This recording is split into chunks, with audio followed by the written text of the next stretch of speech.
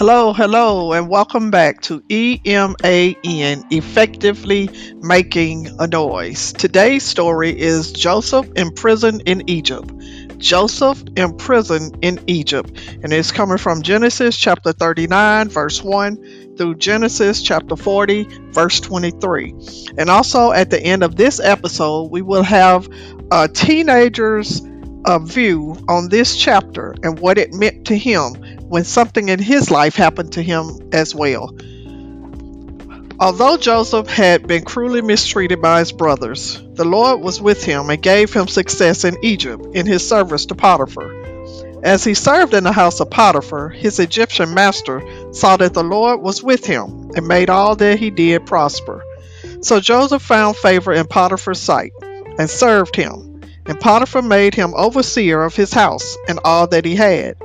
From the time Joseph became overseer, which is a person who watches over and directs workers in Potiphar's house, and all that he had, the Lord blessed the Egyptian's house for Joseph's sake.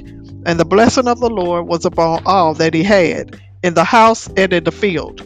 So Potiphar left all that he had in Joseph's hands, and having such a faithful servant, Potiphar concerned himself with only the food which he ate.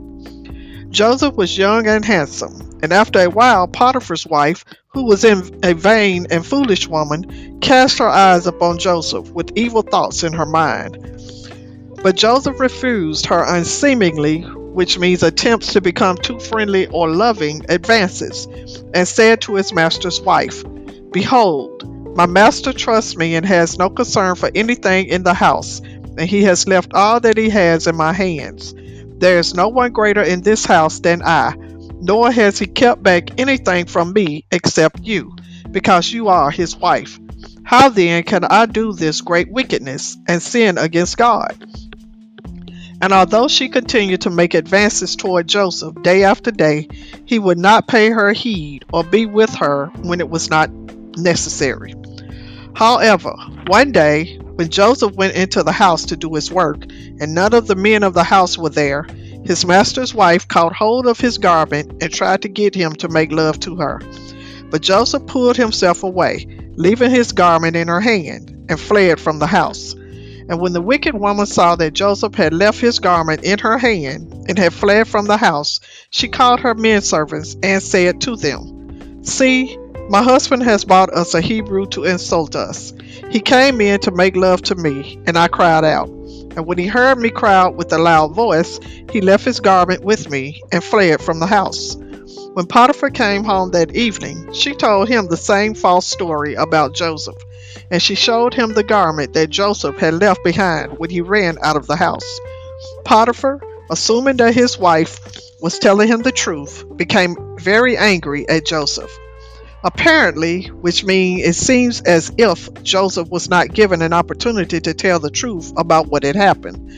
At any rate, Potiphar took him and put him into the prison where the king's prisoners were confined, and Joseph, although completely innocent, was kept there. But the God of his fathers continued to be with Joseph, and showed him his loving kindness by giving him favor in the sight of the keeper of the prison. Seeing that Joseph was an honest and trustworthy person, the keeper of the prison committed all of the prisoners to Joseph's care. Whatever was done in the prison, Joseph was the doer of it. The keeper of the prison did not bother with anything that was in Joseph's hands, because he saw that the Lord was with him.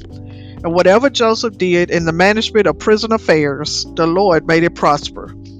Sometime afterward, two of Pharaoh's officers, the chief butler and the chief baker, offended the king of Egypt and were cast into the prison where Joseph was. One night, both the chief butler and the chief baker had dreams which troubled them very much. They told their dreams to Joseph, and God gave him the wisdom to interpret them aright. For this kindness and favor, Joseph requested the chief butler to remember him when he got out of prison, and to intercede for him with Pharaoh, so that he too might be brought out of prison. But when the chief butler was released from prison and restored to his butlership before Pharaoh, he forgot all about the promise he had made to Joseph. Thus Joseph continued to languish, which means to keep on suffering in the prison. And now we're going to have a teenager's perspective of what he experienced, and he related it to Genesis 39. His name is John 13, age 13. That's John, age 13. And he calls his little testimony Runaway. I'm really into skateboarding. One day I was out skating and I saw these older kids skating nearby. They were awesome skaters, so I went over and started talking to them. They seemed nice and said I could skate with them. Then they pulled out some weed. It totally shocked me to see these kids smoking marijuana. They asked if I wanted any, and when I said no, they started making fun of me and calling me a pansy. I just left. When I read the story of Joseph running away from temptation, I can relate. Even though sometimes we'll be called names or made fun of for saying no to the stuff we know is wrong, God is going to be there for us and reward us for doing the right thing. How many of you guys can relate to what Joseph felt as he tried to do the right thing but eventually was lied on and got thrown into prison? How many of you can relate to John as he said no to doing something he know was not good for him and was wrong? Think about this. Chapter 39 is a good thing to think about on temptation and how we handle it, whether we do the right thing or we say no, and or we do the wrong thing and go with the flow. So we thank you for listening. I'm going to put a question or at the end of the episode, so please give me your feedback on what you think you would have done in a situation. Thank you again. Have a good, blessed weekend. Have a good, blessed day. And this is the end of this story. Peace.